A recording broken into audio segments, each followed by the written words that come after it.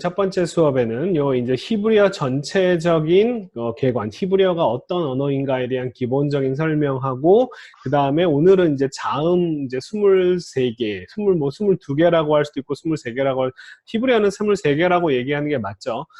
여기 이 전체적인 내용들을 좀 설명하도록 하겠습니다. 요게 이제 우리가 읽게 될 성경 창세기 1장에 첫 번째 쪽 이렇게 이렇게 쭉 이제 흐름들, 이렇게 있는 거예요. 오른쪽에서, 네, 오른쪽에서 왼쪽으로. 어, 현우는 히브리어 공부한 적이 있나? 예, 있지? 있습니다. 있지? 자, 그래서, 지금 이거 읽을 수 있어, 혹시? 뜨문뜨문이랑 조금 틀린 네. 게 읽을 수 있어요. 오케이, 네. 오케이. 근데 지금은 이제 이 강의는 아무도 이제 히브리어를 이제 전혀 못 읽는다고 이제 일단은 가정을 하고 수업을 진행할 건데, 여기에 지금 보시면 이렇게 뭐 써 있는 것도 있고, 그 다음에 여기 약간 요런 뭐 니은자 짝대기, 그 다음에 요거 니은자 거꾸로 써놓은 거, 뭐 이런 삭감 모양, 뭐 이런 것들이 다 있는데, 이런 것들은 액센트 강세 표시예요. 강세 표시. 근데 이제 우리는 이제 강세가 없는 요런 히브리어를 읽게 될 겁니다. 근데, 맨 처음에 이제 제가 드리고 싶은 이야기는 히브리어 문법이 총 3개예요. 그러니까 요거, 여기다가 쓸까요?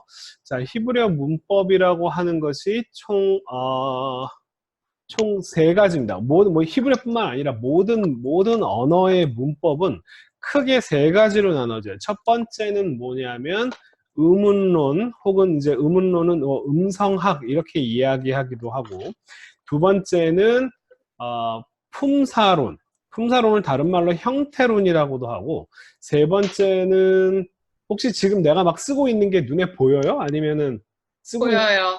눈에 보입니까? 쓰고 있는 네. 중에도 보이세요? 네, 알겠습니다. 그 다음에 또 한 가지는 네, 구문론이라고 합니다. 구문론은 뭐 문장론이라고도 이야기를 하는데요. 아이고, 방금 쓴 글자는 어디 갔어? 희한하다. 방금 쓴 것도 없어졌네. 자, 구문론 혹은 이제 문장론 이렇게도 이야기를 하는데, 자, 요 3가지로 기본적으로 나눠져요. 이게 이제 이 문법은 이런 식으로 3개로 나눠지는데, 요 3개로 나누는 게 뭐 이렇게 어려운 건 아니고요. 우문론과 음성학은 뭐냐면 이제 발음을 어떻게 하느냐. 그러니까 다루는 문법의 내용이 뭐냐면은 자음과 모음 수준에서 이야기를 하는 거죠.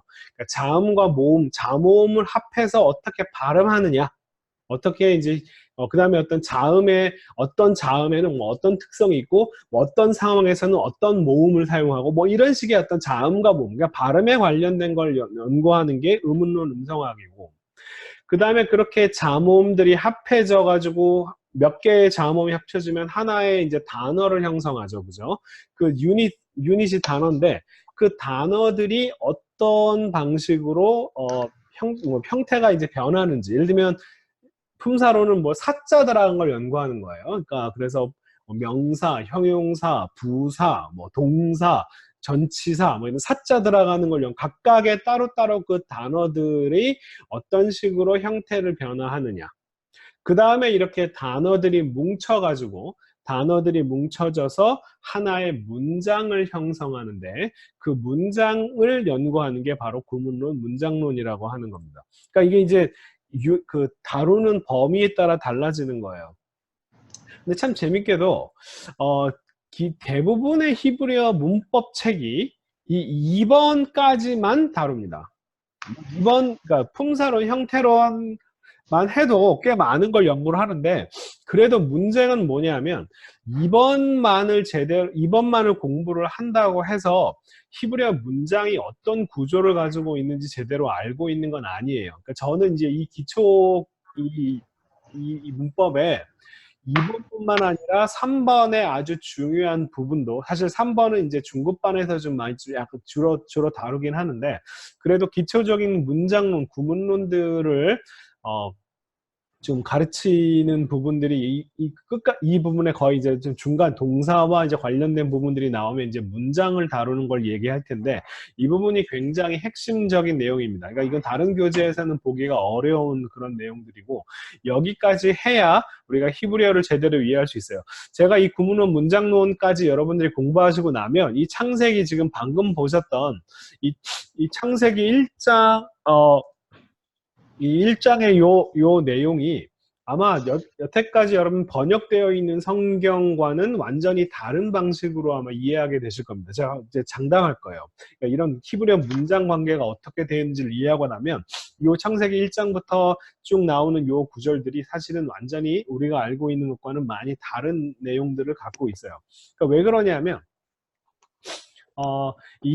이게 우리가 히브리어를 굉장히 오랫동안 2000년 넘게 이제 계속 이제 히브리어를 뭐 이제 2000년 30년 동안 이제 써왔고 뭐 그래서 학자들이 연구해오고 그래서 굉장히 많이 알고 있는 것처럼 보이지만 많이 연구된 부분이 어디냐면 발음하는 그 부분과 그 다음에 품사론이에요. 품사론까지만 많이 연구되었고 이 구문론 문장론에 대해서는 1970년대 후반, 80년대 초반부터 이제 본격적으로 막 그러니까 현대 언어학자의 시각으로 이 성서 히브리어의 문장들을 연구하기 시작했어요. 그러니까 아주 초보적인 학문입니다. 히브리어 구문론은 문장론은 아주 연구가 이제 겨우 막 시작된 몇십 년 안 된 그런 건데 이게 몇십 년 전에 시작되었다는 얘기는 뭐냐면 이거를 공부한 학자들이 별로 없다는 거예요.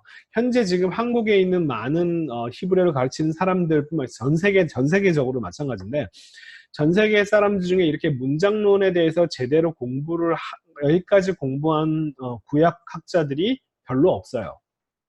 그리고 우리가 갖고 있는 번역 성경들의 대부분도 이걸 번역하신 분들이 다 그러니까 우리나라에서는 70년대, 80년대 뭐 개역 개정이라든지 뭐 표준세 번역 다 이제 다 벌써 20, 30년, 3, 40년 전에 번역이 되었기 때문에 그 번역에 참여한 학자들이 이 문장론에 대해서 제대로 이해를 하지 못하고 있는 학자들이 참여를 했기 때문에 이제는 좀 이런 문장론, 구문론을 제대로 아는 학자들이 성경을 좀 다시 번역해야 될 필요가 있다라고 제가 주장하는 바입니다. 자, 오늘 첫 번째로는 개관, 히브리어라고 하는 것에 대한 개관을 할 텐데 그 개관 중에서 가장 중요한 핵심 내용이 뭐냐면 이거예요. 히브리어라고 하는 언어를 제가 이제 미국에서 이제 저는 비교 언어학적으로 히브리어만 공부한 게 아니라 뭐 아람어나 뭐 페니케어나 우가리어나 뭐 아카드어나 이런 비교 언어학적으로 연구를 하고 왔는데 한국에 왔더니 히브리어를 가르치시는 분들이 저 말고도 꽤 많이 계신 거예요. 근데 그분들이 히브리어를 어떻게 가르치냐면 아주 이상하게 가르쳐요. 한국에 지금 히브리어에 관심이 있고 배우려고 하시는 분들이 꽤 많이 있는데 그런 분들이 이제 히브리어를 아는 방식이 뭐냐면 히브리어는 굉장히 하나님께서 성경을 위해서 특별히 고안해낸 하나님의 언어고, 그러니까 하나님은 히브리어로 얘기했을 것이다. 뭐 이렇게 얘기하면서 하나님 뭐 히브리어만 얘기하셨겠어요? 모든 언어를 다 얘기할 수 있으시겠죠. 이제 그러면서 이 언어가 그래서 아주 굉장히 깊은 어떤 내적인 의미가 있고 막 이런 식으로 막 설명을 하는 그런 이야기들이 있는데 이게 기본적으로 언어에 대한 잘못된 개념들을 출발점 자체가 잘못되었어요. 그러니까 히브리어 문자를 누가 만들었느냐? 당연히 뭐 하나님께서 만드신 거죠. 막 그건 마찬가지로 세종대왕에게 영감을 불어주셔서 한글을 만든 거랑 마찬가지입니다. 히브리어 문자를 하나님이 만드신 건 맞을 거예요. 그런데 그 하나님께서 이게 이스라엘 백성들만을 위해서 성경을 기록하기 위해서만 이 글자를 만들었느냐. 그 다음에 또 한 가지 아주 크게 잘못된 것 중에 하나가 뭐냐면 히브리어가 상형 문자냐 라고 하는 이 개념. 상형 문자라고 하는 개념으로 이야기할 수 있기는 있을 것 같아요. 왜냐하면 그림에서 모양에서 앞으로 보여드릴 텐데 모양에서 따온 언어기 때문에 상형 문자라고 얘기할 수 있을 거예요. 그런데 문제는 상형 문자가 곧 표의 문자, 뜻글자냐 라고 하는 질문을 할 수가 있습니다. 근데 뜻글자, 평형 문자라고까지는 얘기할 수 있겠지만 뜻글자라고 그러니까 이게 막 글자마다 파자 형식으로 막 알레프는 무슨 의미고 베이트는 무슨 의미고 막 이런 식의 의미를 막 설명하는 그런 식의 설명들이 잘못되었다라고 하는 얘기를 지금부터 할 겁니다. 자, 그러면 이 하나님께서 이 히브리어를 성스러운 언어로 성경을 기록하기 위해서 특별히 고안해낸 언어라고 한다면 그러면 성경 처음부터까지 전부 다 이 성스러운 문자로만 기록해야지 왜 중간에 다른 언어로 되어 있는지를 설명해야 됩니다. 자, 그러면 이제 하나 설명하는데 히브리어 문자를 누가 만들었느냐? 제가 요거 보여드리는 요 그림은요. 이거는 제가 연구하는 비문에 있는 글자예요. 요게 히브리어 히브리어 자음모음과 똑같은 문자를 사용하고 있는 아람어의 한 방언인 제가 써드릴까요? 이름이 쌈알어라고 하는 사말리안, 네, 영어로 하면 사말리안이라고 하는 그런 언어로 되어 있어요. 사말어, 네, 사말이라고 하는 단어는요 북쪽이라는 뜻입니다. 그러니까 이스라엘에서 북쪽인데 이 북쪽 언어 지역이에요. 터키 남쪽 지역에서 발견된 그런 비문인데. 이 비문 내용은 뭐냐 하면 이제 요 사람 이게 카트무아라고 하는 사람이 이렇게 이제 자기가 이제 죽기 전에 자기를 위해서 제사를 이렇게 드려라라고 하는 이런 내용이 담겨져 있는 이런 문헌인데 요 글자에 이거라 잠시만요. 네. 그래서 요 글자들 자세히 보시면 여기도 글자들인데 요게 이제 히브리어 문자랑 사실 똑같아요. 같은 문자를. 그래서 중요한 게 뭐냐면 고대 이 히브리어 문자가 고대 이스라엘 사람들만 쓰고 있는 언어가 아니라는 거예요. 죄송합니다. 제가 지금 코가 좀 간지러워서. 네. 고대 이스라엘 사람들만 사용하던 언어가 아니라 그 옛날 그 가나안 지역 이스라엘이 그 지역에 있기 전부터 이 가나안 지역에 살고 있는 그 사람들이 오랫동안 써왔던 그걸 페니키아 문자라고 하는데 페니키아 문자들을 그냥 그대로 빌려서 똑같이 사용한 거예요. 그래서 이 문자를 사용하는 사람들은 이스라엘 사람뿐만 아니라 히브리어뿐만 아니라 페니키아어, 아람어, 모압어, 암모너, 에돔어 다 똑같은 문자를 사용하고 있습니다. 아람어에 지금 좀 전에 봤던 거는 아람어의 한 방언인 사마어라고 하는 건데 그 언어도 마찬가지로 다 똑같은 문자를 사용하고 있습니다. 자, 그러면 이제 두 번째로 중요한 질문이 뭐냐면 이 히브리어가 상형 문자냐?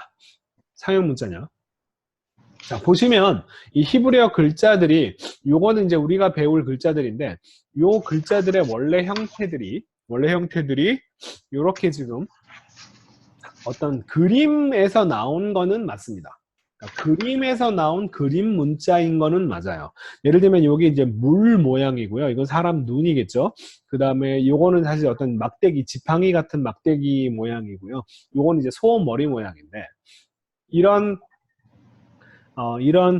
그림 모양에서 따온 거는 맞는데 문제는 뭐냐? 그러니까 그림에서 따왔으니까 상형 문자냐라고 물어보면 그거 그림에서 따온 거니까 상형 문자다라고 얘기할 수는 있겠는데 뭐가 아니냐면 자 여기 알레프라고 하는 모양이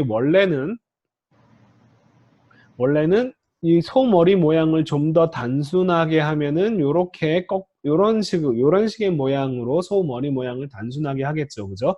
그 다음에 이제 그 비문에 새겨진 A자는 이런 식으로 90도가 꺾여요. 그 다음에 요게 이제 영어에 이제 그리스 로마로 넘어가서 A자가 됩니다. 또 90도가 꺾여지는 거죠. 누가 왜 꺾었는지는 모르겠는데 이 언어가 너무 전파되면서 이게 조금씩 위치가 뒤바뀌어요. 자, 그런데 문제는 이 글자가 소의 형상에서 나온 거는 맞는데 그런데 이 글자 자체에 소라고 하는 의미가 들어가 있느냐? 그렇지 않다는 거예요. 이걸 왜 소 모양을 땄냐면 이게 이제 라고 하는 아주 작은 자음인데 그 소리를 내기 그 문자를 만들 때 그 문자 그 글자로 그 자음으로 시작하는 주위에서 가장 흔한 글자인 알프가 소라는 단어인데 알레프 알프 그 모양을 따가지고 글자를 만든 거예요. 그러니까 우리말로 따지면 기역자에 해당되는 기역자를 자음을 어떤 모양으로 만들까 하면서 주위에서 볼 수 있는 것 중에 기역자로 시작하는 가장 흔한 단어인 김멜이라고 하는 이 김멜이 막대기거든요. 이 막대기 모양을 따가지고 기역자를 만들자. 자, 미음자는 어떻게 만드냐? 미음자는 주위에서 흔하게 보이는 물이라고 하는 단어가 미음자로 시작하는 말 중에 제일 흔하게 보이는 거니까 이 물의 모양을 따서 미음자를 만들자. 뭐 이런 식으로 이렇게 만든 거예요. 그런데 문제는 뭐냐면 이게 물의 모양을 딴 글자는 맞는데 이 글자 자체에 물이라고 하는 뜻을 가지고 있느냐 하면 그렇지 않다는 거예요. 네. 그 부분이 핵심입니다. 만약에 이게 이 히브리어 알레프가 뭐 소라든지 베이트가 집이라고 하는 뜻을 갖고 있다고 한다면 영어의 A자를 볼 때 누가 A자는 소라고 하는 뜻을 가지고 있어. B를 보면서 B는 집이라고 하는 뜻을 가지고 있어. N은 뱀 모양을 따왔는데 N을 보면서 이거는 뱀이란 다 의미를 갖고 있어 라고 생각하는 사람은 아마 아무도 없을 거예요. 이거 다 뱀 모양에서 나온 건데 그 뱀의 모양을 따왔다고 해서 이 글자 N이라고 하는 자음에 뱀이라고 하는 의미가 담겨 있다라고 생각하는 사람은 아마 아무도 없을 겁니다. 마찬가지예요. 자, 그래서 히브리어는 각 글자가 그 자음으로 시작하는 사물 중에서 주변에서 가장 흔하게 볼 수 있는 것의 모양을 따서 만들었기 때문에 모양을 따서 만들었기 때문에 상형 문자다라고 볼 수는 있습니다. 그런데 문제가 뭐냐면 상형 문자가 곧 표의 문자인 것은 아니라는 거예요. 뜻글자인 것은 아니에요. 한국 사람들은 상형 문자 하면은 표의 문자라고 생각합니다. 왜 그러냐면 우리가 아는 상형 문자는 뭐냐면 한자밖에 없으니까. 한자는 상형 문자이면서 동시에 뜻글자입니다. 그런데 상형 문자형 시스템으로 되어 있는 많은 언어가 다 표의 뜻글자인 것은 아니에요. 예를 들면 수메르어 같은 경우는 모양에서 따온 수메르어나 아카드어나 글자 수가 굉장히 많습니다. 원래 기본적으로 이 표의 문자 상형 문자들은 기본적으로 이제 글자 수들이 기본적으로 상형 문자에서 표의 문자들은 기본적으로 글자 수가 많은데 수메르어는 상형 문자이면서 표의 문자로 많이 쓰입니다. 그렇지만 또 각각의 뜻은 없고 소리값만을 갖는 표현 문자로 두 개를 복합해서 쓰는 시스템으로 되어 있고요. 아카드어는 자기가 문자를 만들어내지 않고 이 수메르어의 문자를 빌려다 썼기 때문에 각 글자들은 모양을 딴 수메르어의 상형 문자를 그대로 빌려다가 썼기 때문에 상형 문자라고 할 수 있습니다. 그렇지만 아카드어는 대부분 소리 글자예요. 글자 수도 굉장히 많은데 재밌게도 소리 글자입니다. 그러니까 예를 들면 이 수메르어가 이제 점점점 이제 원래 그림 모양에서 나중에 진흙판에다가 이렇게 뭐죠? 진흙판에다가 이렇게 쓰면서 여러분 한 가지 제가 지금 상황을 잘 몰라서 그 화면에 지금 요거하고 제 얼굴도 옆에 보이시나요? 혹시 조그맣게? 네, 보여요. 제 얼굴도 보이시죠? 그죠? 네. 네, 감사합니다. 네, 제가 그게 확신이 잘 안 서가지고. 네, 지금 어떻게 보이는지 잘 몰라서. 자, 감사합니다. 자, 요렇게, 지금 보시면 요거는 이제 하늘 모양, 원래 별 모양을 따왔다라고도 하고, 하늘 모양을 이렇게 썼다라고도 하는데, 요런 것들은 이제 진흙판에다가 이제 나무 막대기 같은 걸로 이렇게 젓가락 같은 걸로 이렇게 찍으면서 점점점 형태가 단순화되긴 하지만, 원래 모양이 지금 그림 모양에서 딴 건 맞아요. 요게 지금 산을 나타내는 그런 모양이고요. 나중에 이게 그냥 땅 지명을 나타내는 이런 표현으로 바뀝니다. 의미가. 이런 식으로 각각의 글자들을 주로 상형 문자 형태로 뜻글자로 요거 같은 경우는요. 이게 이게 하늘을, 그러니까 하나 신을 뜻할 때는 발음이 이게 딩기르라고 하고 하나를 뜻할 때는 안이라고 발음이 되는데, 근데 이게 이 글자가 안이라고, 그러니까 이 하늘과 하나님과 하늘과 아무 상관없이 그냥 발음만 안이라고 하는 경우에 쓰일 때도 있다는 거니까 뜻글자와 소리글자를 동시에 같이 쓰고 있는 그런 시스템을 가지고 있고요. 이 수메르어에서 문자를 빌려다가 쓴 이 고대 아시리아와 바빌로니아의 아카드어는 보시면 이 글자가 굉장히 뭐가 많아 보이죠, 그죠? 글자 수가 굉장히 많습니다. 그러니까 이거 상형 문자에서 각각의 글자들은 원래는 저 모양에서 각각의 모양, 어떤 그림 모양에서부터 출발하는 상형 문자는 맞는데, 문제는 요거 지금 첫 번째 있는 요 글자는요, 요거는 아까 봤지만 땅을 나타내는 단어입니다. 이거는 발음하지 않고 뒤에 나오는 것이 지명이다 라는 뜻이에요. 이 단어가 요게 아쉬라고 하는 단어고요. 아쉬. 요게 슈르입니다. 발음이 슈르예요, 그냥. 그래서 아쉬와 슈르가 합쳐서 이게 아슈르죠. 아시리아라고 하는 아수르는 이게 아수르라는 게 신의 이름일 수도 있고, 그 다음에 땅의 이름일 수도 있는데, 여기서는 요 아수르는 지명이다라고 하는 이런 표시로 이렇게 쓰는 거고요. 그 다음에 요거는 아무런 뜻도 없이 그냥 아라고 하는 글자고, 요거는 아무런 뜻도 없이 나라고 하는 글자입니다. 그러니까 아와 나가 합쳐져서 영어로 따지면 어디 to, into, 어디로 뭐 이런 식의 그런 의미를 갖게 되는 거예요. 그러니까 아하고 나가 무슨 의미가 있는 게 아니라 아가 나와 그냥 이건 아라고 하는 글자고 이건 나라고 하는 글자고. 그러니까 이제 자음과 모음을 나누지 않고 자모음으로 한 글자씩 이런 식으로 이렇게 글자를 만들다 보니까 글자 수가 많아진 거예요. 자, 그러니까 이거는 거의 대부분 소리값입니다. 네, 거의 대부분 다 소리값이에요. 여기서 지금 이 중에서 대문자로 시작하는 나부, 쿠르드, 뭐 우쭈르, 막 요 정도만 표의 문자, 뜻을 갖는 글자, 요거는 지명과 사람 이름인데요.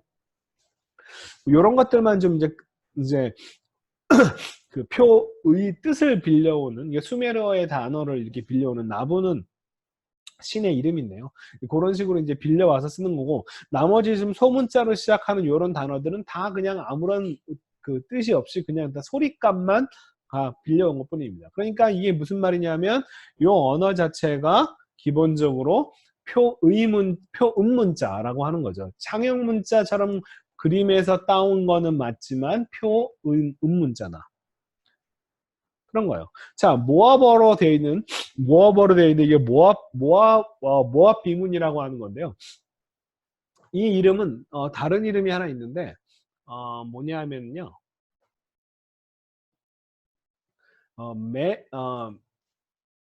메샤 스톤 이렇게 영어로 하면은 이거는 네.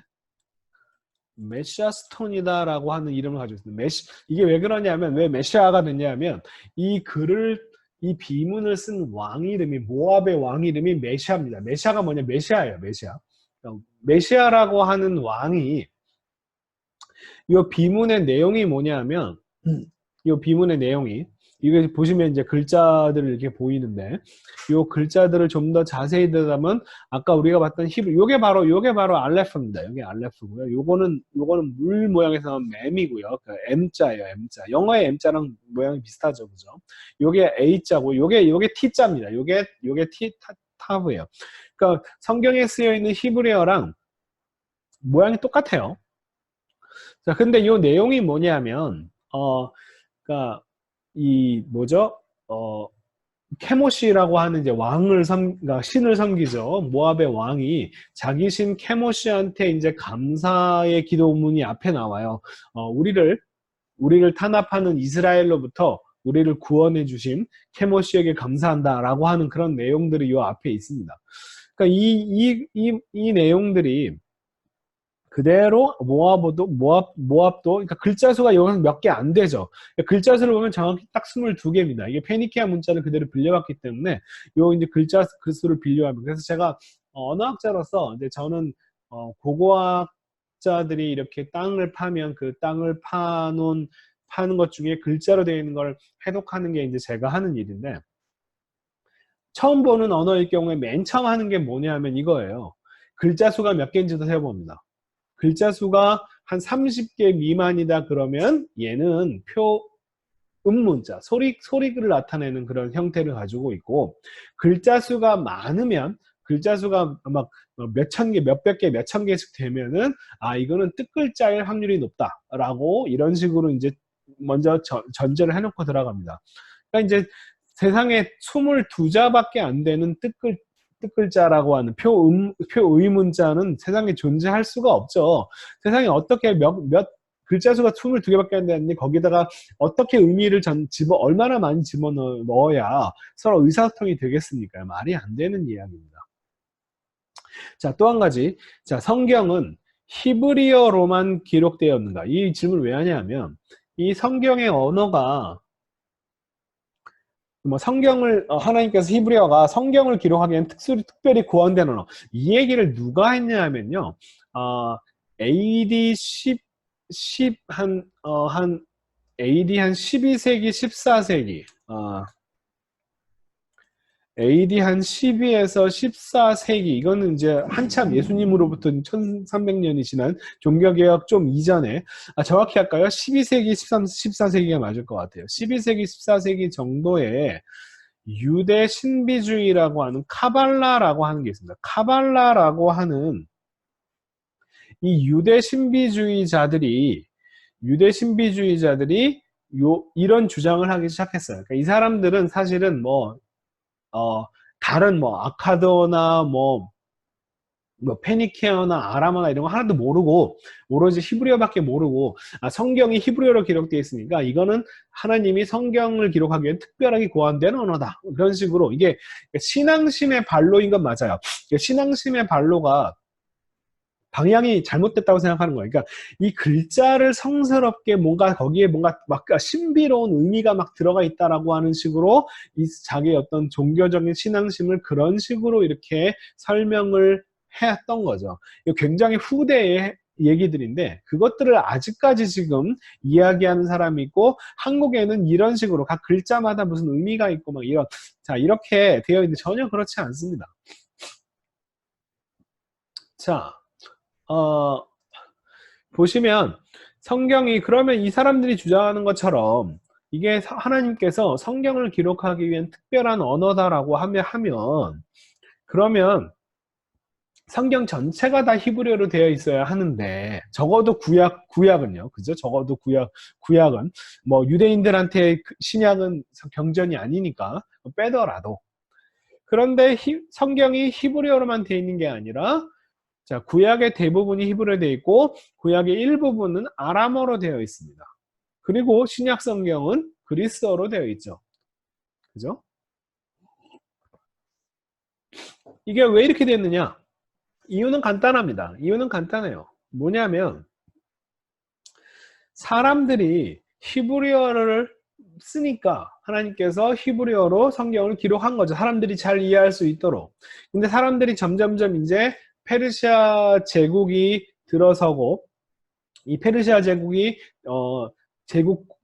국제 공용으로서 아람어를 사용하기 시작하면서 사람들이 점점점 히브리어를 쓰지 않고 아람어를 쓰다 보니까 점점점 아람어를 사용하는 사람이 늘어나고 사람들이 아람어로 말로 얘기하고 하니까 성경이 아람어로 한 부분이 기록된 것이고 그러다가 나중에 헬레니즘 시대가 돼서 사람들이 더 이상 히브리어나 아람어 같은 걸 사용하지 않고 그리스어로 이야기하니까 그리스어로 성경이 쓰여지게 된 겁니다.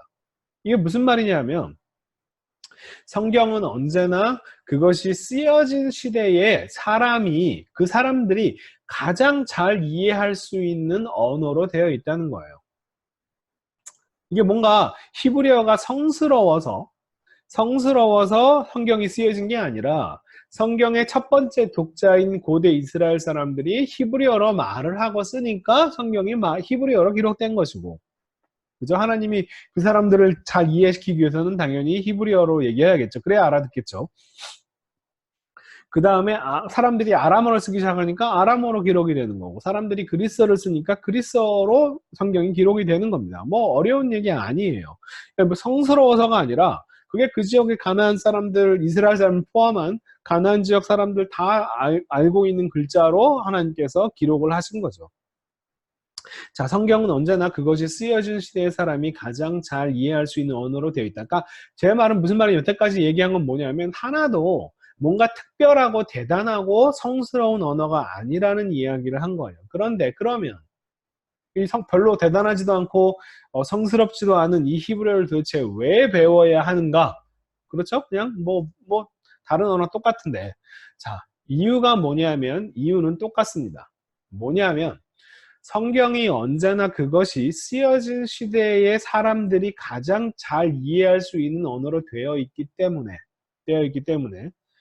이 성서시대 사람들이 도대체 어떤 생각과 어떤 이해를 가지고 있는지를 잘 파악을 해야만 그 성경의 원래 의미가 도대체 무슨 의미인지 알 수 있다는 거예요.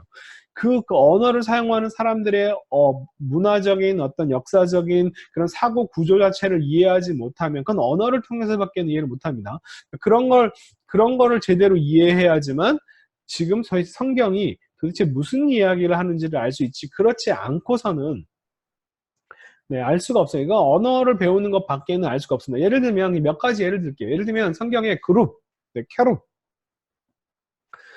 캐룹이라고 하는 설명이 나오는데 이 단어가 나오는데 문제는 이 캐룹이 어떻게 생겼는지 뭐 모양에 대한 묘사를 전혀 해놓지 않아요. 그냥 설명이 없습니다. 그냥 에덴 동산 동쪽에 그룹들을 거기다가 두었다 라고 이렇게 딱 예를 들면 뭐 불칼은 뭐 두루 도는 뭐 이런 뭔가 이미지가 그려지기도 하는데 이 그룹 캐룹이라고 하는 이 그룹은 전혀 어떻게 생겼는지 얘네들이 뭘 하는 애들인지 전혀 아무런 설명을 해주고 있지 않습니다. 왜 그러냐 하면 왜 이런 설명이 없을까요? 이유는 간단합니다. 그 당시에 이 첫 번째 독자들인 고대 이스라엘 사람들은 이 캐룹이라고 하는 단어를 들으면 그게 뭔지 그냥 저절로 알고 있기 때문에 그렇죠. 근데 우리는 모르죠. 그 사람들은 그룹이란 단어가 이게 어떻게 생겼고 어떤 모양인지 알고 있는데 우리는 모르는 거예요. 그러니까 그 사람들이 이런 단어가 어떻게 생겼는지를 알려면 공부를 하지 않을 수 없습니다. 그죠? 그래서 이 그룹이 어떻게 생겼는지 제가 보여드리면 바로 이렇게 생겼습니다. 요게 이제 라마수라고 하는 건데요. 사람 얼굴에 이렇게 이런 독수리 날개처럼 이렇게 되어 있고 독수리 날개 그 다음에 소의 몸통이고요 말의 다리로 되어 있는 이런 요런 식의 형태가 이거는 이제 신이라기보다는 어떤 신적 존재이긴 한데 신이라기보다는 지키는 우리나라 그 절의 해태처럼 두 마리가 이렇게 그 큰 어떤 성전이나 궁전 앞에 두 마리가 이렇게 딱 서로 마주보고 이 두 마리가 딱 이렇게 지키고 그 지키는 수호신 역할을 해주는 건물을 지키는 그런 역할을 하는 게 이 그룹들이에요. 거의 항상 이렇게 두 마리가 같이 있습니다. 이게 이제 제가 공부했던 시카고 대학의 실제로 이거 실물입니다. 실제로 이라크의 옛날 이제 고대 아시리아의 수도였던 콜샤바드라고 하는 그 고대 수도를 갖다가 저희 시카고 대학 팀이 1920년대에 가서 이걸 발굴해가지고 훔쳐왔어요. 뺏어왔습니다. 나쁜 짓을 한 거죠.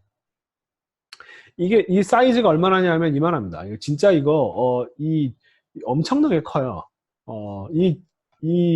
저희 그 고대 근동 박물관 자체를 이 사이즈에 맞춰서 이거를 전시하기 위해서 이 사이즈에 맞춰가지고 이 건물을 지을 정도로 굉장히 아주 대단히 커다란 사이즈 가지고 있고 요 옆에 여기 보시면요 잘 안 보이시겠지만 이게 이제 어떻게 이걸 갖다가 흙의 땅에서 발굴을 해내고 그걸 배에다가 어떻게 실어가지고 미국까지 훔쳐왔는지에 대한 설명을 이렇게 해놓고 있습니다. 근데 이제 2004년도에 이제 이라크 전쟁이 벌어지고, 그 다음에 그 이라크의 문화재에 대한, 대규모 사실 폭격과 그 다음에 약탈과 막 이런 일들이 이제 벌어지니까, 저희 과 교수님들이, 시카고 대학 총장과 이제 교수님들이 사죄를 하고, 우리가, 예전에 우리가 이라크에서 이렇게 훔쳐왔다. 그래서 미안하다라고 사과를 하고 우리 훔쳐온 것에 이 물건들에 대해서 소유권을 이라크 정부한테 이라크 문화재청한테 소유권을 이렇게 넘기는 반환식을 했어요.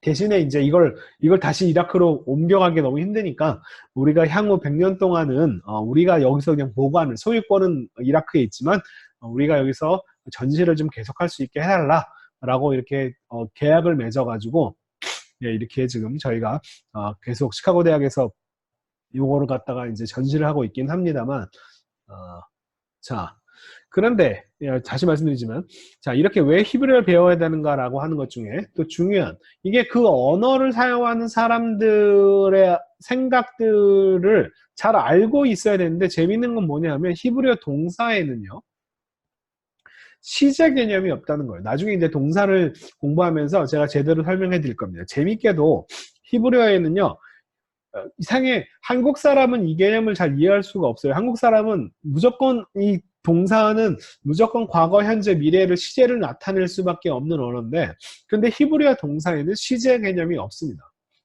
오로지 어떤 행위와 동작이 완료되었느냐 혹은 미완료, 완료되지 않았느냐를만 나타내는 두 가지 상태를 나타내는 형태만 존재할 뿐이에요. 그러니까 이제 하나의 동사가 과거도 현재도 미래도 다 표현할 수 있는 아주 독특한 언어입니다.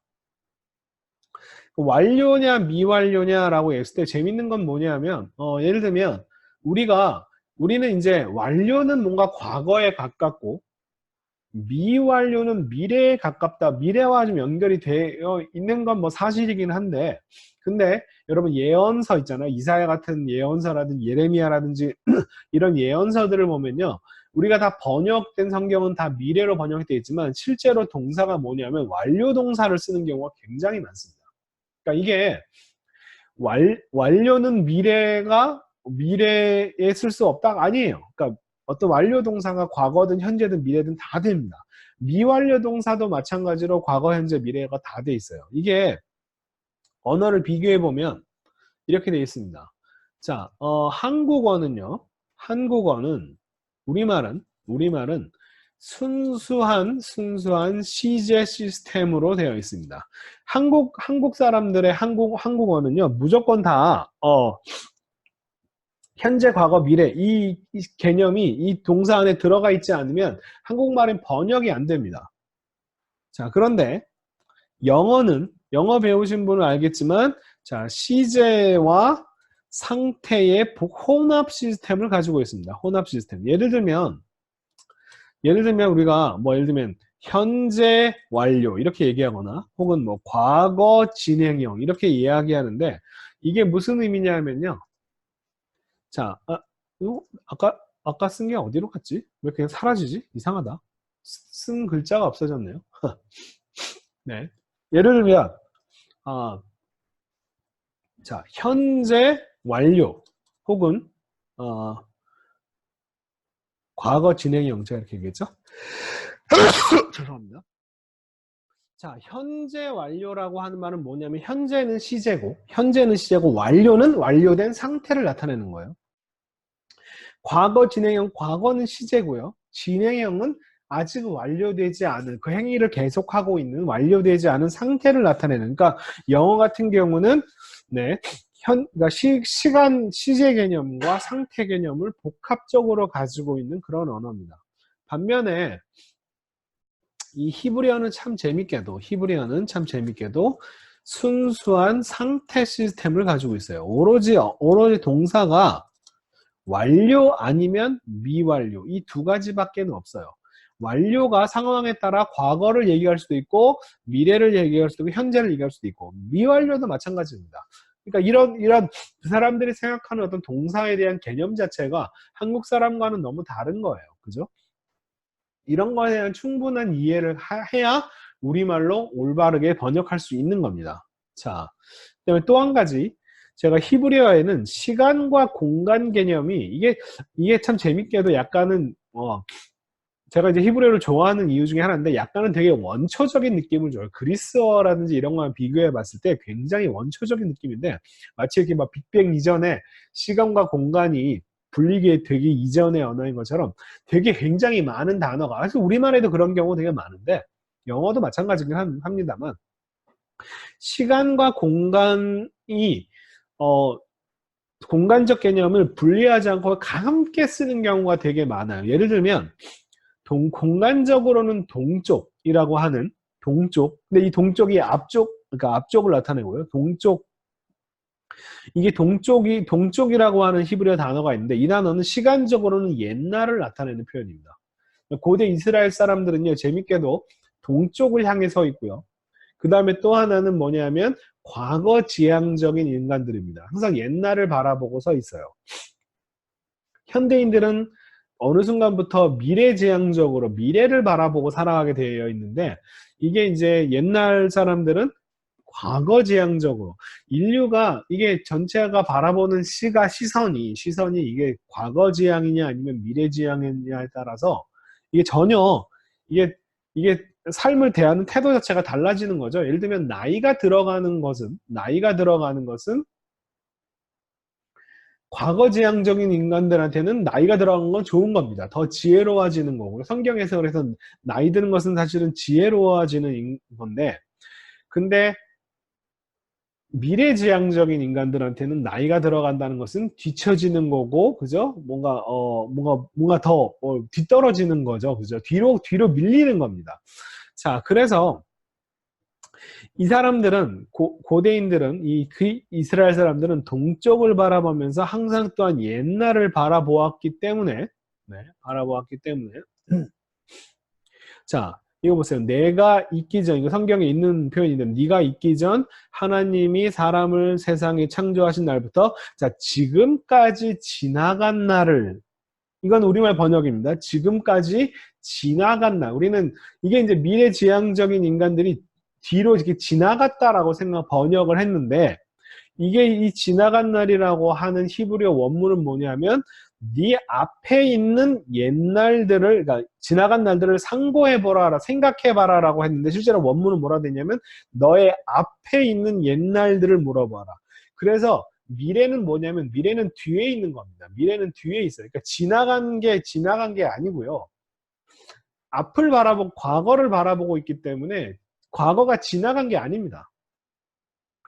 그러니까 과거는 앞에 있는 거고요, 오히려 뒤에 있는 것이 미래입니다. 그래서 너의 뒤에 올 너의 후손들이라고 하는 표현을 쓰죠. 너의 뒤에 올, 그 미래는 뒤에 있는 거지 과거가 앞에 있는 겁니다. 그러니까 지금까지 지나간 날들은 이제 현대식으로 우리가 이해하는 식으로 언어를 바꿨지만, 원래 히브리어는 네 앞에 있었던 옛날들에게 물어봐라, 옛날들을 생각해봐라 라고 이렇게 원문이 되어 있습니다.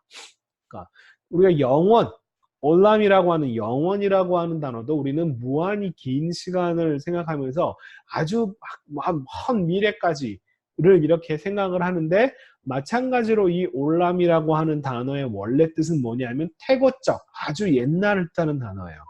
이 옛날을 뜻하는 단어가 점점점 이제 미래를까지를 포함하는 단어가 됐는데, 신명기 32장 7절에 옛날을 기억하라, 오래전 세대들을 생각해봐라, 너희 아버지에게 물어봐. 이게 다 뭐냐면 다 과거에다가 물어보아라. 왜냐하면 사람들이 과거가 거기에 지혜가 있기 때문에, 그렇죠? 과거에다 물어보라고 얘기하는 건데, 원문이 옛날을 기억하라라고 되어 있는데 원래 올람의 날들을 기억해라, 올람이 영원이라고, 올람 영원 이렇게 알고 계시면 영원의 날들을 기억하라라고 하는 게 약간 무슨 말인지 모르기 때문에 이거는 올람은 옛날이라고 번역을 했는데, 이 번역은 제대로 잘 해놓은 겁니다. 근데 이제 올람이 원래 옛날이라고 하는 뜻이에요, 이게. 그러니까 이게 오래전 옛 세대라고 하는 이런 표현들과 함께 써있게 이게 도무지 영원이라고 번역할 수 없으니까 이렇게 번역했는데, 옛날을 기억하라라고, 오래전 태고적 옛날부터 지금까지를 기억해라. 그 아버지에게 물어봐라. 그가 말해줄 것이다. 장로에게, 나이 드신 분들에게 물어봐라. 그들이 설명해 줄 거다. 나이 든 것이 지혜로움의 어떤 상징이죠, 그죠? 네. 자, 요즘은 너무 막 세상이 빨리 변하고요, 그죠? 저도 오늘 이 컴퓨터 시스템, 이 음향 시스템이 잘 안 돼가지고 제 매제한테 막 물어봤더니 매제가 이 컴퓨터를 막 원격으로 조정해서 막 하더라고요. 그러니까 요즘 사람은 젊은 사람들한테 물어봐야지 뭐가 되는데, 옛날 사람들은 옛날의 삶은 옛날 사람에게, 과거의 사람에게, 아버지 세대에게 물어봐라. 그들이 지혜로운 사람이고 그들을 통해서 알 수 있다라고 얘기하는 거죠. 자, 시대가 많이 바뀌었습니다. 자, 이게 바로 이런 개념들을 잘 알고 있어야 성경의 표현들이 어떤 의미를 갖고 있는지를 알 수가 있다는 거예요. 그러니까 이걸 제대로 이해할 수 있는 건 언어밖에 없습니다. 제가 항상 이야기하는 것 중에 하나인데, what it meant, 이것은 과거에, 그러니까 성경 시대의 옛날에 성경이 어떤 의미를 가졌을까, 과거의 의미예요. what it means는 지금 현재 우리에게 어떤 의미를 던져주느냐라고 하는 겁니다. 저는 목사로서 당연히 what it means, 지금 21세기를 사는 대한민국의 한 기독교인으로, 또 한 사람으로서, 한 사회인으로서 성경이 지금 우리에게 무슨 의미를, 무슨 말을 던져주느냐, 어떻게 살라고 가르치느냐라고 하는 것에 대해서 당연히 말을 합니다. 그러니까 이게 굉장히 중요한 건 사실인데, 문제는 뭐냐면 성경이 지금 우리에게 어떤 의미를 던져주냐를 이해하기 위해서 이거를 모른 채로 성경이 그 원래의 의미, 과거의 그 옛날 이스라엘 사람들 귀에 이 성경이 어떻게 이해되고 어떻게 들려졌는지들과 전혀 아무런 상관없이 지금 우리에게 어떤 의미를 주는지를 우리가 과연 이해할 수 있을까? 이 what it meant가 없이, 이걸 모른 채로 이거를 이야기할 수 있을까? 저는 아니라고 생각합니다. 제가 그동안 목사로서 이 얘기를 하지만 학자로서 이 부분에 대해서 계속 이렇게 연구를 하는 이유가 뭐냐면, 이거를 모른 채로 이거를 얘기할 수 없기 때문입니다. 근데 마치 지금 뭐 목사님들이나 교회에서는요, 이거 제대로 몰라도, 예, 이것만 이렇게 잘 끼워서 맞춰가지고 이야기하면 되는 것처럼 이렇게 생각하시는 분들이 좀 많은 것 같아요. 자, 저는 아니라고 생각합니다. 이 부분을 확실하게 알고 이 부분을 더 깊이 알면 알수록 여기에 대해서도 더 풍부하게 이야기할 수 있을 거라고 생각을 합니다. 안 그러면 사실은 자기 멋대로 해석하는 그런 성경이라고 저는 생각해요. 자, 그래서 제가 이 부분을 이제 충분히 좀 많이 이 수업 통해서, 단순히 이 수업이 문법만을 배우는 수업이 아닙니다. 자, 그래서 이제부터 하나씩 이제 오늘 해야 될, 여기까지가 이제 서론이었고요. 자, 이제부터 히브리어 자음 23개를 이제부터 쭉 하나씩 쓰는 법과 이름과 그 다음에 음역하는 것들을 배우는데, 오늘은 이제 너무 여러 가지 복잡하게 생각하지 마시고요. 이름하고 쓰는 법 정도를 확실하게 해놓는다 라고 하는 것 정도만 기억해 두시면 되겠습니다. 자, 알레프는요, 좀 이렇게 되어 있는데, 좀 예쁘게 쓰는 방법은요, 보통 이제 3획 정도로 써요. 하나, 둘, 그 다음에 셋, 이런 식으로요. 하나, 둘, 셋, 요렇게. 하나, 둘, 셋. 이거를 두 획으로 쓰실 수도 있어요. 그럴 때는 이쪽을 먼저 쓰고, 이제 요렇게 먼저 쓰고, 그 다음에 X자를 쓸 때 X자랑 비슷하게 쓰지 않고 약간 요렇게 꼬부려 가지고 요런 식으로 써서 알레프를, 이름은 알레프고요. 이름은 알레프고, 요건 뭐냐면 음역이라고 하는, 발음 기호처럼 쓸 때는요, 요렇게 이제 표기합니다. 음역. 요것도 좀 주의하십시오. 요것도 알아두시면 좋습니다. 요 알레프가 중요한 건 뭐냐면요, 알레프는 모음이 아닙니다. 여기 나중에 영어에 A자가 돼가지고 모음이 되기는 합니다만, 영어에서는, 그러니까 그리스 로마에서는 모음이지만 히브리어에서는 자음이에요. 어떤 자음이냐면, 목구멍을 영어로 이렇게 우리가 뭐 out 이 발음을 하든지, 혹은 뭐 미국 사람들이 막 놀랄 때 막 이렇게 놀라는 그런 장면에서 영어에 우리가 out를 발음할 때 맨 처음에 목을 닫았다가 살짝 열어요. 그러니까 R을 발음하기 바로 직전에 목을 닫았다가 살짝 엽니다. 바로 그 소리가 그 자음이에요. 굉장히 작은 소리라서 묵음화되기 쉽습니다. 그러니까 근데 문제는 이게 묵음화되는 경우도 많이 있긴 합니다만, 일단은 자음이에요. 자음이지 아라고 하는 모음이 아닙니다. 소리 그 아라고 하는 소리가 아니라 이렇게 이렇게 목구멍을 닫았다가 탁 여는 이 자음이에요. 아주 작은 자음이지만 자음입니다. 알레프고요. 그 다음 글자는 그 다음 글자는 베이트입니다. 이 베이트는 쓰는 거는 우리말의 글자 비슷하게 이렇게 쓰시면 되긴 하는데 원래 히브리어식으로 쓰자면요. 하나 그 다음에 이쪽으로 가야 됩니다. 왜냐하면 히브리어는 이제 오른쪽에서 왼쪽으로 쓰니까 이렇게 내리고 이렇게 가야 그 다음 자를 쓸 수 있겠죠. 그래서 원래는 이제 원칙적으로는 이렇게 쓰고 이거 쓸 때 방향이 요쪽으로 이렇게 쓰는 게 원래는 맞아요. 이렇게 원래는 맞는데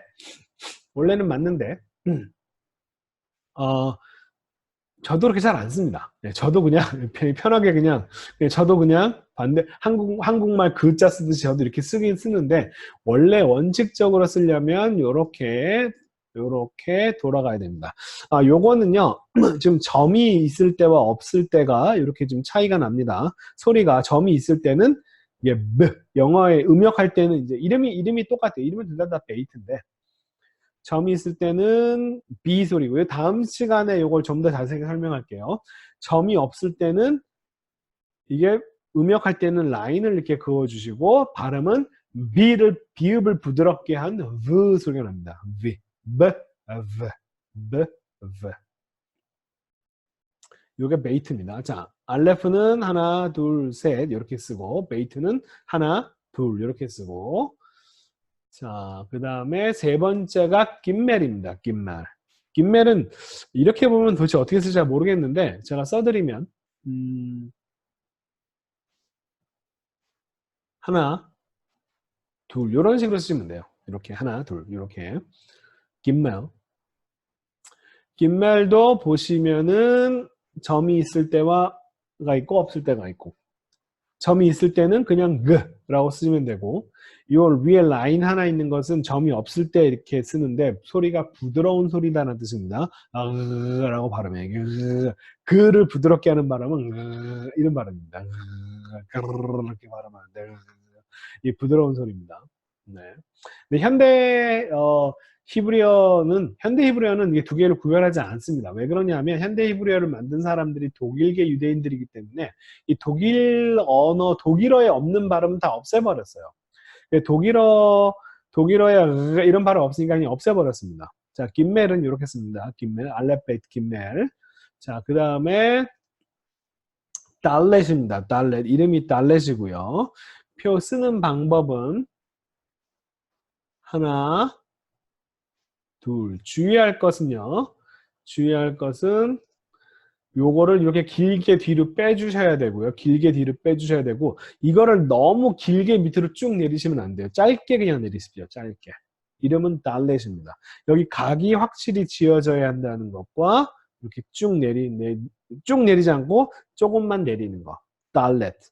이 달렛도 점이 있을 때와 없을 때가 달라집니다. 점이 있으면 D고요. 점이 없으면 부드러운 소리로 이렇게 표기를 하는데 이 느라고 하는 이 발음이 이 D를 부드럽게 하는 발음이 뭐냐면은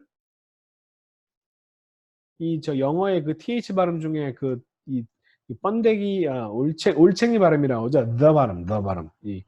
근데 이제 이것도 마찬가지로 영어에는 이 the 발음이 있는데 독일어에는 the 발음이 없기 때문에 현대 히브리어에서는 이거 두 개를 구별하지 않습니다. 왜냐하면 독일어에는 이 the 발음이 없기 때문에 그냥 다 D라고 둘 다 D라고 발음을 해요.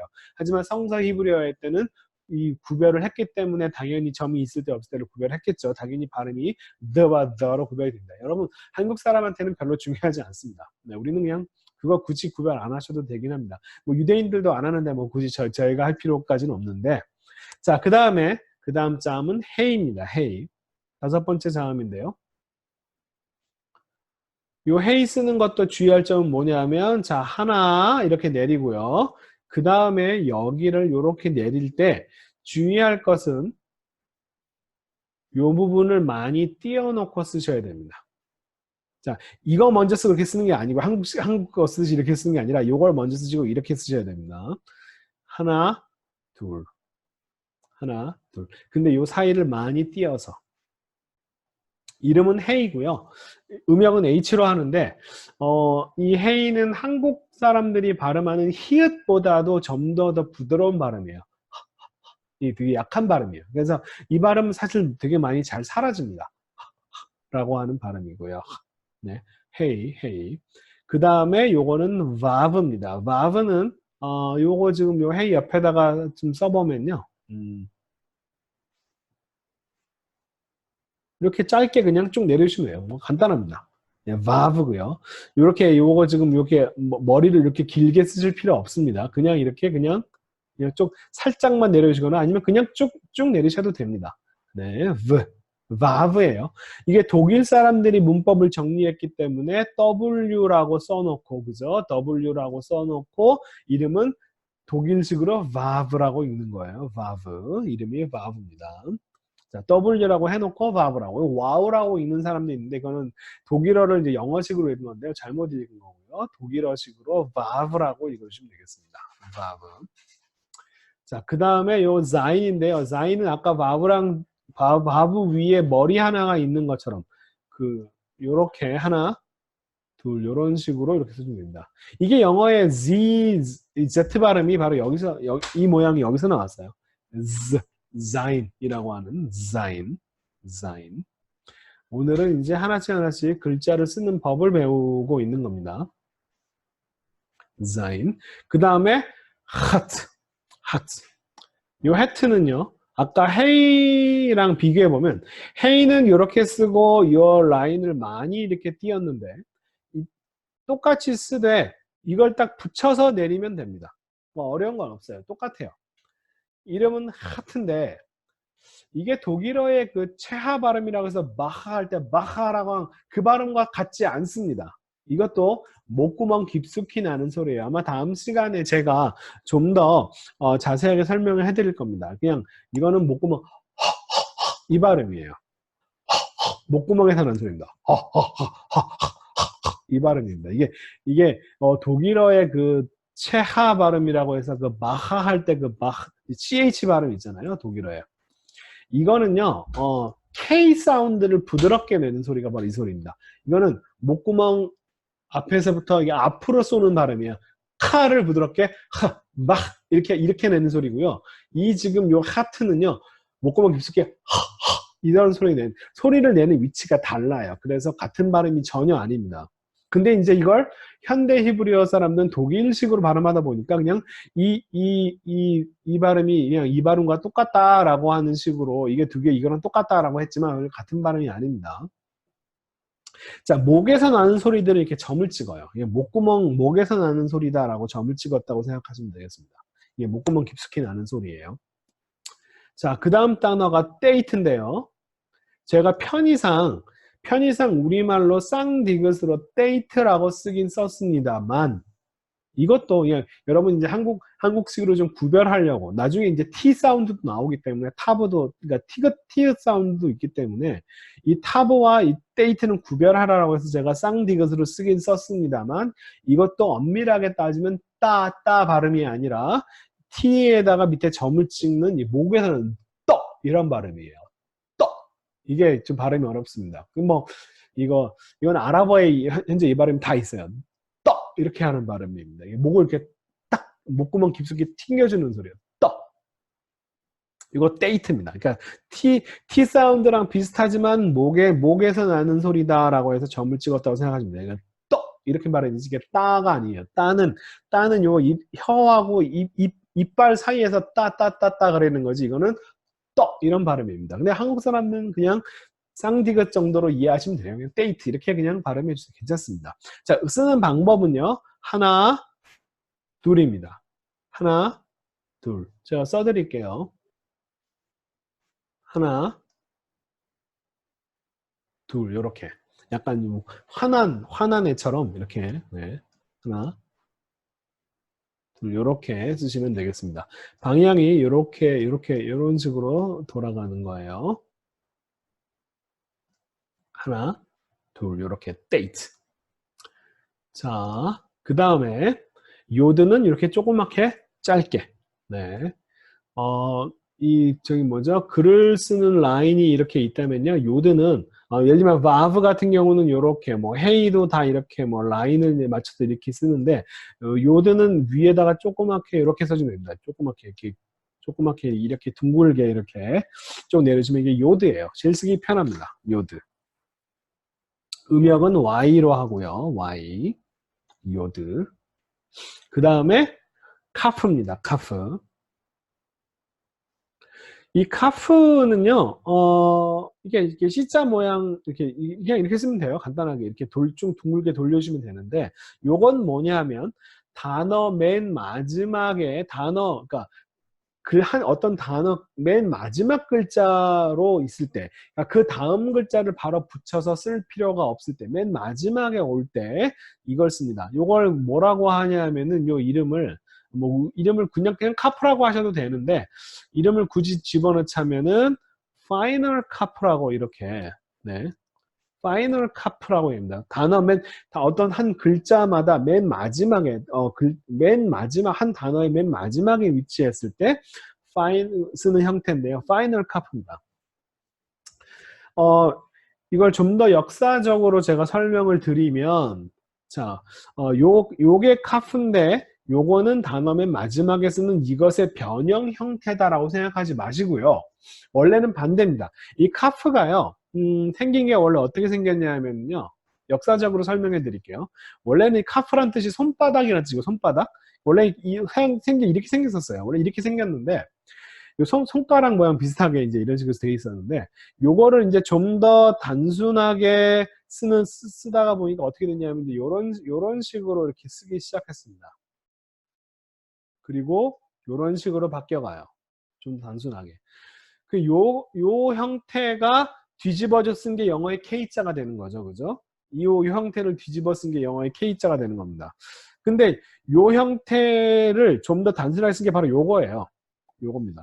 그러니까 이게 요 형태의 변형이 파이널 카프가 아니라 원래 이 손바닥 모양을 좀 더 흉내내는 게 원래 이 카프인데, 이렇게 쭉 밑으로 내려버리면 문제가 뭐냐면 그 다음 자를 쓰기가 어려워지는 거죠. 그래서 요 모양을 쓰지 않고 이렇게 쭉 내려버리면 그 다음 자를 쓰기 어려우니까 안 내리고 이렇게 돌려주는 거예요. 밑으로 안 내려버리고 그 다음 자, 여기 그 다음 자를 쓰기 위해서. 그래서 단어 맨 처음이나 중간에 그 다음 자를 써야 되는 자리에서는 카프가 이렇게 되고, 그리고 다음 자를 굳이 쓸 필요가 없는 상황에서는 원래 모양대로 이렇게 쭉 내려주면 되는 겁니다.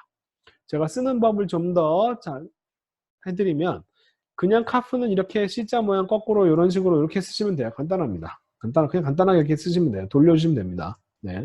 그냥 파이널 카프는 길게.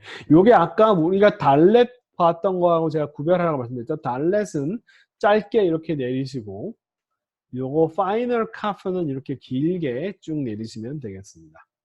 자, 이렇게 파이널 카프는 길게 밑으로 쭉 내리고요.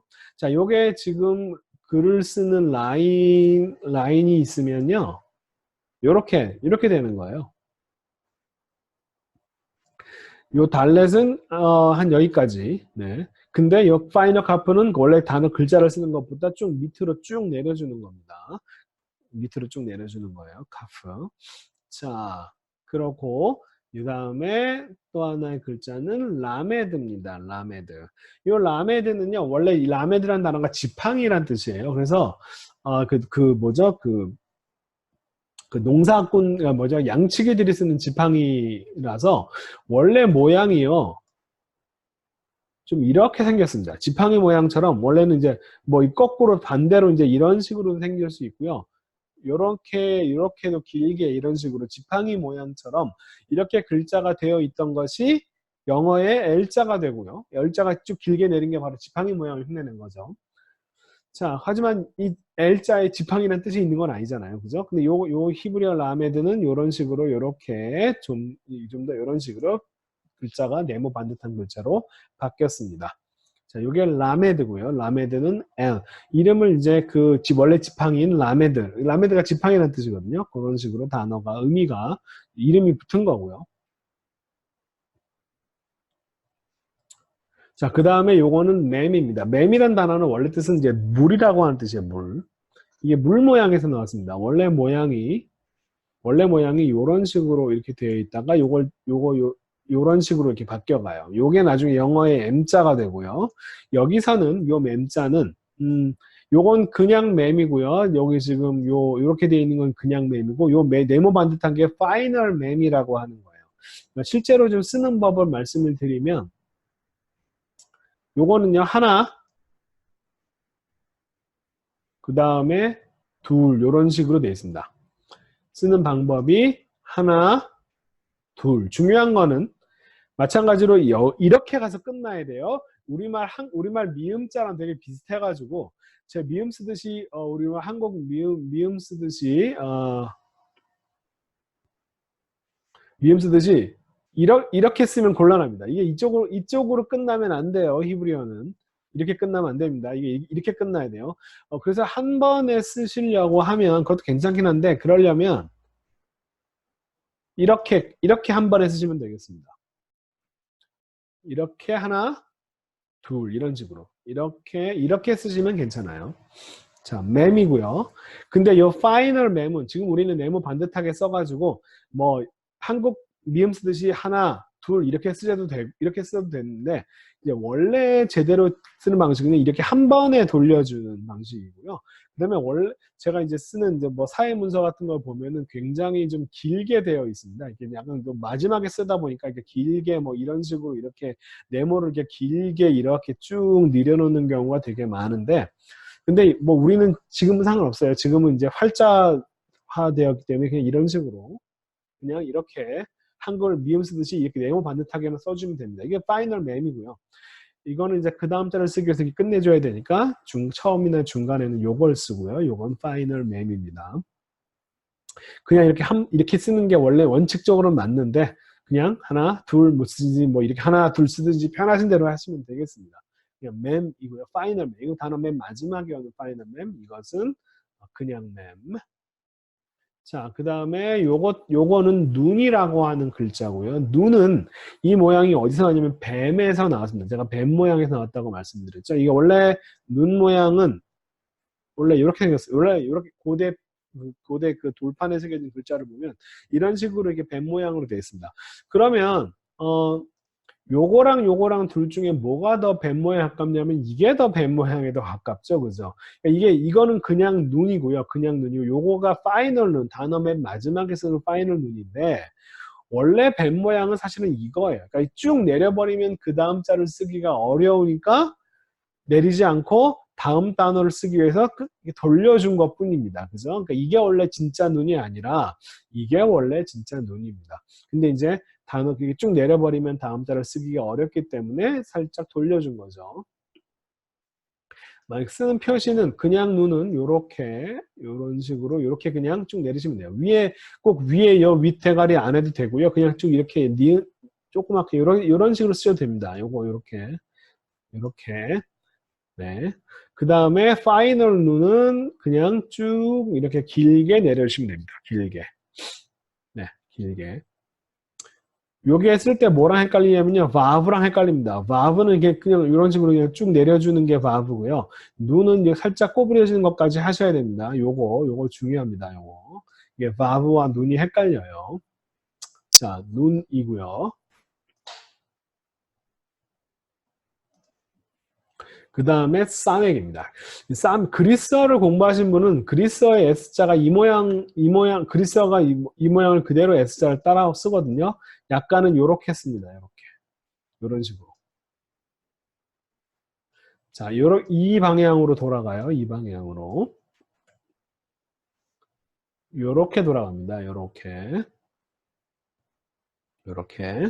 싸맥이고 S 발음으로 음역하시면 되겠습니다. 이름은 싸맥입니다. 이게 동그라미가 아니라 약간은 좀 요렇게 약간 역삼각형 비슷하게 쓰시면 좀 더 나을 거예요, 아마. 약간은 이런 느낌으로 글쎄 이런 느낌으로 네. 여기가 좀 더 이렇게 좀 빠져나와도 괜찮습니다. 네. 싸맥. 그 다음은, 자, 아인인데요. 아인이라고 하는 것이 원래 눈동자, 우물, 이런 단어예요, 우물. 그래서 원래 요 글자 모양이 원래 어떤 형태였냐면, 그냥 동그라미였습니다. O 모양. 이 영어의 O자가 여기서 나왔어요. 영어의 A, B, C, D, E, F, G의 O가 여기서 나왔습니다. 이 동그라미를 이제 두 획에 나눠서 대충 그리다 보면은, 점점점 이렇게 가다가 보면은, 나중에 요렇게 이제 변한 거예요. 자, 그 쓰는 방법은 하나, 그 다음에 둘, 이렇게 쓰시면 되겠습니다. 요 I는요, 이것도 현대 히브리어에서는 묵음 처리라는데, 이거 목구멍 아주 깊숙이 나는 소리입니다.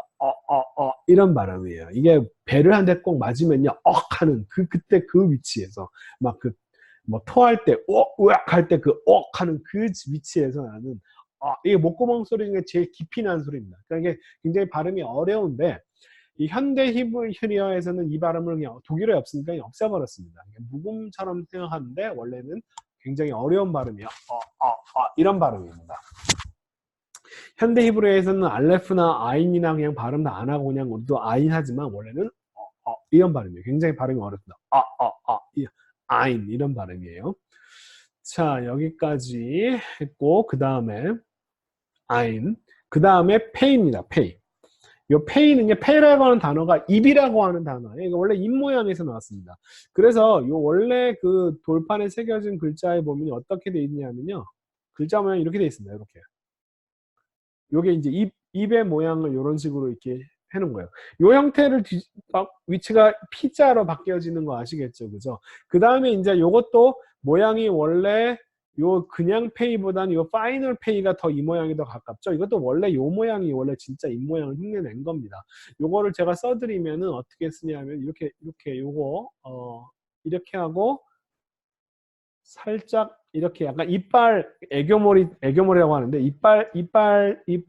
이빨처럼 이렇게 살짝 이렇게 꼬부려 주시면 돼요. 요건 페이고요. 근데 이렇게 글자를 밑에다가 쭉 내려버리면 그 다음 자를 쓸 수가 없으니까 앞에 단어 맨 처음이나 중간에서는 좀 이렇게 내리지 않고 카프 비슷하게 써놓고 앞에다가 살짝 이렇게 해주시면 요게 P자가 되는 겁니다. 페이입니다. 페이. 요 페이도 점이 있을 때하고 없을 때가 달라집니다. 점이 있을 때는 그냥 P, 점이 없을 때는 라인을 그어줘서 부드러운 소리다. P의 부드러운 소리가 F 발음입니다. F. 자, 그래서 쓰는 거 다시, 원래는 사실 이걸 먼저 쓰는 게 원래는 맞긴 한데, 근데 그냥 저는 이걸 먼저 쓰고 이렇게 써요. 왜 이걸 먼저 쓰는 게 좀 낫게, 왜 이렇게 끝나 해서 그 다음 자를 써야 되니까. 하나, 둘, 이게 원래 맞는데, 저는 근데 쓰다 보니까 이걸 쓰고 그 다음 이걸 쓰는 게 좀 더 예쁘게 그림이 나오더라고요. 여러분이 처음에 버릇을 잘 들이는 게 좋아요. 저처럼 처음에 버릇을 잘못 들이면, 아마 저한테 가르쳐 주신 분이 이런 식으로 다 이게 모양이 어디서 나고 설명했으면 아마 저는 더 잘 수도 있을 텐데, 제가 처음에 그런 설명을 못 듣고 막 쓰다 보니까 익숙한 방식으로 이걸 먼저 쓰고 이걸 쓰는데, 이걸 먼저 쓰고 이걸 쓰는데, 원래는 이걸 먼저 쓰고 이걸 쓰는 게 원래는 맞습니다. 자, 페이, 그 다음에 점이 없으면 이름은 똑같이 페이인데, 네, 라인이 부드러운 소리로 F 발음이 나는 겁니다. 자, 그 다음에 요거는 이름은 제가 차대라고 해서 쌍지읒으로 썼지만 요것도 S 발음의 목구멍 소리, 목에서 나는 소리, 쩌! 이런 발음이에요. 쩌! 자, 이거 쓰는 것도, 자, 어떻게 쓰냐면 원래 파이널 하나, 둘 이렇게 그냥 제가 써드릴게요. 하나, 둘 이런 식으로, 하나, 둘 이런 식으로 짜된데요. 근데 이렇게 쭉 내려버리면 그 다음 자를 쓸 수가 없으니까 그 다음 자를 쓰기 위해서는 이렇게 해서 이렇게 돌려주는 겁니다. 요 글자가 뭐랑 헷갈리냐면요, 좀 전에 배웠던 아인이라고 하는 글자하고 상당히 헷갈려요. 저도 지금 히브리어를 제가 지금 17년, 18년을 연구한 가르치는 저로서도 지금도 가끔 아인과 짜대를 쓸 때 가끔 헷갈립니다. 그 정도로 맨날 헷갈리는 글자 중에 하나인데, 자, 아이는요, 시작이 여기서부터입니다. 아이는 하나, 둘 이렇게 쓰고요. 하나, 둘. 차대는 반대입니다. 하나, 둘이에요. 하나, 둘, 하나, 둘, 하나, 둘. 네, 차대. 정확히는 이 발음. 영어의 TS 발음, 이 발음 아닙니다. 가 아니고요. 도 여 앞에서 나는 소리인데, 이거는 이런 발음이에요. 원래는 목에서 나는 소리입니다. 자, 이거 이름은 꼬프입니다. 이거 P자 모양처럼 생겼다고 P라고 발음하시면 안 되고요. 저는 지금도 이렇게 타이핑 칠 때 이 꼬프를 보면 자꾸 P자를 자꾸 누리게 되는데, 자, 이거 뒤집으셔야 됩니다. 뒤집어서 180도 뒤집어서 이 Q자 Q라고 생각하시고요. 이름은 꼬프인데 이것도 마찬가지로 원래 일관성 있게 음역 표기를 하면요, 이거는 K자 밑에다가 점을 찍는 방식이 원래는 이것도 원래 이런 발음이에요. 발음이 목에서 나는 소리입니다. 그러니까 꼬가 아니고요. 꼬가 아니라 이런 발음입니다. 그래서 아까 좀 봤던 그런 글자들 좀 비교해 보면요. 이 꼬프랑 짜대랑 그 다음에 어디 갔나? 데이트랑 이 점 찍는 것들 있잖아요. 얘네들이 발음하는 위치가 똑같아요. 이렇게 발음해요. 다 위리가 소리가 나는 위치가 똑같습니다. 자, 그 다음에 거의 다 왔어요. 거의 다 왔습니다. 자, 이거는 래쉬입니다. 래쉬. 이거 뒤집으면 R자가 되겠죠. 그죠? 래쉬입니다. 주의할 것은 쓸 때 이거를 부드럽게 여기를 둥글게 말아주셔야 됩니다. 이렇게. 안 그러면 뭐랑 글자가 헷갈리냐면은 달렛과 글자가 유사해집니다. 그죠? 달렛과 글자가 유사해집니다. 자, 달렛은 요게 지금 라인이 이렇게 길게 나오는 거고, 요 래쉬는 이렇게 둥글게 갑니다. 자, 이제 거의 다 했고요. 그 다음에 요거는 씬이라고 하는데, 요거는 사실 모양이 이빨 모양에서 나왔습니다. 이빨이라고 하는, 쉰이라고 하는 게 이빨 모양, 이빨이라고 하는 단어에서 나왔는데, 자, 이거는 지금 보시면 점이 이제 이쪽에 있는 것과 이쪽에 있을 때 이제 발음이 좀 달라지죠. 그죠? 점이 이쪽에 있으면요, 쉬 발음입니다. 음역할 때 이렇게 S에다 이렇게 위에를 살짝 꺼요. 쉬. 쓰는 거는, 요렇게 하나, 둘, 이렇게 쓰시면 돼요. 근데 여기다가 이제 오른쪽에 점이 찍혀 있으면 쉬 발음이고요. 점이 반대쪽에 찍혀 있으면 발음인데 이게 S 발음하고 좀 달라요. 다르긴 다른데 저는 어떻게 다른지 구별을 잘 못합니다. 제가 이제 언어 이거 배울 때 시카고 대학의 이제 비교 언어학자이신 그 교수님이 비교 언어학 가르치는 교수님이 그 예수님 쓰셨던 그 아람어를 2000년 동안 계속 써온 어떤 소수 민족 마을이 있어서 그 마을 가가지고 녹음을 해오셨어요. 그러면서 이 씬 발음이 이제 그게 들리냐 저한테 물어보는데 저는 안 들리더라고요. 저는 구별을 못하겠습니다. 어쨌든 이거는 발음이 이렇게 혀 양쪽 옆으로 바람을 이렇게 써가지고 이렇게 내놓은 발음인데 그 발음 자체가 이렇게 쉬운 건 아닙니다. 저는 쉬랑 비슷해요. 쉬하고 약간 입의 모양만 다르면 발음하기 똑같습니다. 근데 이거 보시면 히브리어가 지금 똑같은 한 글자를 가지고 양쪽 두 개로 나눈 게 보이시죠? 이게 뭐냐면 이 글자를 만든 사람이 이스라엘 사람이 아니다라고 하는 것을 나타내는 증거 중에 하나입니다. 만약에 이 글자를 이스라엘 민족이 직접 만들었다면 자기네들이 서로 다르게 발음하는 이 단어에 대해서 다른 모양의 글자를 만들었을 거예요. 근데 페니키아어는 22자밖에 안 되는데 자기네들은 23개의 자음을 발음하고 이 두 개의 서로 다른 발음이 있는데 그러다 보니까 어쩔 수 없이 이 한 글자 모양의 한 글자를 두 개의 자음으로 나눠 놓은 겁니다. 그러니까 이것은 자기의 자생적인 어떤 글자를 만들어냈으면 이렇게는 안 만들었을 거예요. 그죠? 이거 빌려온 문자다라고 하는 걸 나타내는 증거 중에 하나입니다. 자, 정말 제가 생각해 한글은 정말 위대한 글자예요. 자기 민족이 자기 언어를 표기를 하는 그 표기법을 스스로 자기가 만들어낸 민족이 세상에 정말 얼마나 될까요? 정말 참 대단한 언어를 가지고 있다라고 자부하셔도 괜찮습니다. 마지막으로 타브입니다. 자, 타브는 주의하실 게 뭐냐면 아까 우리가 썼던 글자랑 비슷한 것 중에 이렇게 해서 라인이 있는 헤이와 그 다음에 하트 그 다음에 요 타브는 헤이 하트랑 비슷한데 끝에를 요렇게 빼주셔야 됩니다. 요게 중요합니다. 요거 좀 더 여기 써 있는 글자보다 요 할자보다 좀 더 길게 빼주세요. 타브입니다. 타브. 타브도 점이 있을 때와 점이 있을 때는 트, 점이 없을 때는 이게 뜨 발음이에요. 그 뭐라고 하죠? 이 번데기 발음 요거 뜨 이겁니다. 뜨.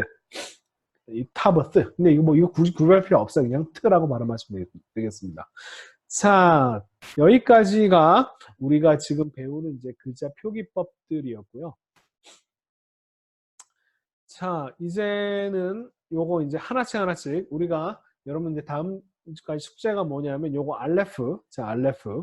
알레프는 하나, 둘, 셋 이렇게 쓰죠. 이름이 알레프입니다. 하나, 둘, 셋. 그러니까 뭐 오늘은 뭐 파이널 폼이라든지 아니면은 점이 있고 없고 이런 거 너무 신경 쓰지 마시고 자, 알레프. 그다음에 베이트. 하나, 둘, 베이트. 김멜. 알레프 베이트 김멜. 그 다음에 요건 달렛입니다. 달렛. 알레프 베이트 김멜 달렛. 그래서 요거를 뭉쳐서 알레프 베이트 김멜 달렛. 알레프 베이트 김멜 달렛. 열심히 이렇게 반복해가지고 알레프 베이트 김멜 달렛. 알레프 베이트 김멜 달렛. 이렇게 외우시고 그 다음에 헤이. 그 다음에 바브. 자인. 헤이 바브 자인. 하나로 뭉쳐가지고 헤이 바브 자인. 이런 식으로 해가지고 자꾸 입에 익숙하게. 그러니까 입에 근육이 외울 수 있도록 알레프 베이트 김멜 달렛, 알레프 베이트 김멜 달렛, 그 다음에 헤이 바브 자인 해가지고 그래서 한꺼번에 죄송합니다. 제가 자꾸 코가 지금 계속 가지가지하면서 콧물이 대체가 나올 것 같은데 안 나오네요. 자, 알레프 베이트 김멜 달렛, 헤이 바브 자인, 알레프 베이트 김멜 달렛, 헤이 바브 자인 이걸 나중에 붙여가지고 알레프 베이트 김멜 달렛, 알레프 베이트 김멜 달렛, 알레프 베이트 김멜 달렛. 자, 여러분들이 그 히브리어 뭐 영어나 ABCDFC나 가나다라 마바사 할 때 가나다 그 다음에 뭐였지라고 머리를 안 쓰잖아요. 그죠? 그냥 외웁니다. 가나다라 마바사 아자차 이렇게 외우잖아요. 그죠? ABCDFC 그냥 하지.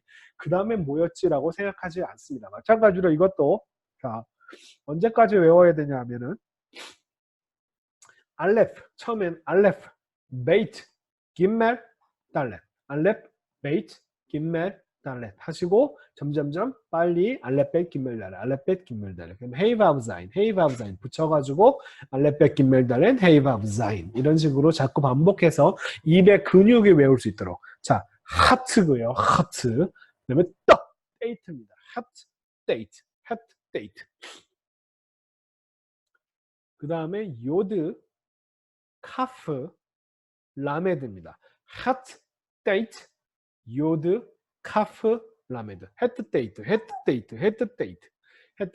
요드 카프 라메드 이런 식으로 네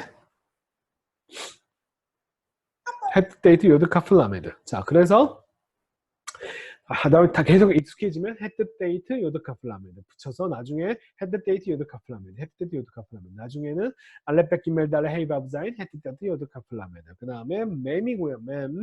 눈 그 다음에 사맥입니다. 맴는 사맥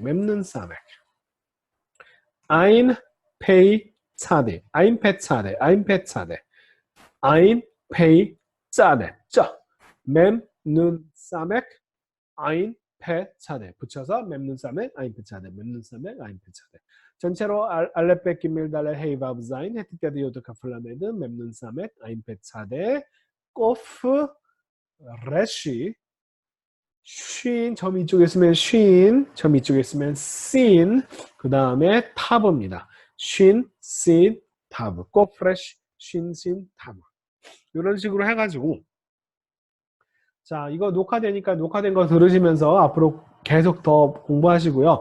발음은 자 알레페 기멜 달렛 헤이 바브 자인 헤트테드 요드 카플라메드 mem눈 사맥 아임페 차데 꼬프라시 쉰신 타브.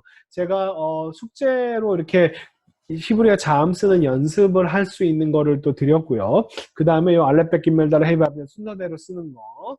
그 다음에 또 하나 더 드릴 건 뭐냐면은 이거 제가 드린 숙제에 있어요. 뭐냐면 언어를 맨 처음 배울 때 가장 중요한 게 뭐냐면 이 자음과 모음, 글자들을 빨리 캐치해서 그걸 빨리 알아보는 게 굉장히 중요합니다. 정확하고 빨리 알아보는 게. 그러니까 정확한 게 먼저죠. 정확하게 처음에는 이거 글자 하나씩 알아볼 때요. 머리 터집니다. 머리 터져요. 저도 여러 번 터졌습니다. 그런데 그 터져가면서 이게 뭐였더라? 이거 글자 비슷하. 이건 베이트였지. 베이트. 그 다음에 요거는 각이 앉았으니까 래쉬. 베이트 래쉬. 요거는 알레프. 요거는 처음이니까 베이트 래쉬 알레프. 이게 점이 이쪽에 있으면 뭐였더라? 쉰이었죠. 이건 요드였고요. 이렇게 쭉 안 내리고 꼬랑지가 있으면 타브. 그래서 이렇게 처음 할 때는요 굉장히 어려운데요. 이거를 그렇게 해서 한 번 해서 이건 나 이제 베이트, 요거 래쉬, 요거 알레프, 요거는 쉰, 요드, 타브. 이제 알았어. 끝. 그리고 넘어가시면 안 돼요.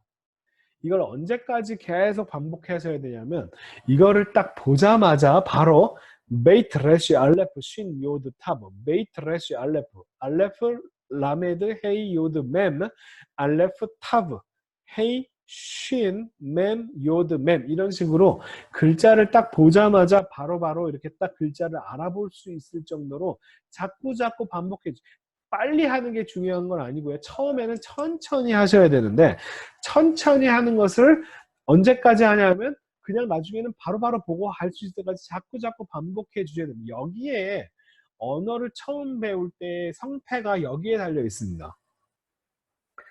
모든 언어를 처음 배울 때 이 글자 자음과 모음을 이제 다음 시간에 또 모음을 배울 건데 이 글자를 이제 빨리빨리 알아보는 훈련을 이거를 한 사람과 그렇지 않은 사람이 언어를 배우는 게 점점점 속도가 달라집니다. 그러니까 이걸 굉장히 중요하게 요 자음들을 빨리 알아보는 훈련들을 많이 해주시기를 바라겠습니다. 자, 오늘 내용은 여기까지였습니다. 이거 연습까지 그것까지 많이 해주시고요. 자, 오늘 배운 내용 중에서 뭐 질문이라든지 있으시면 자, 편하게 질문해 주십시오.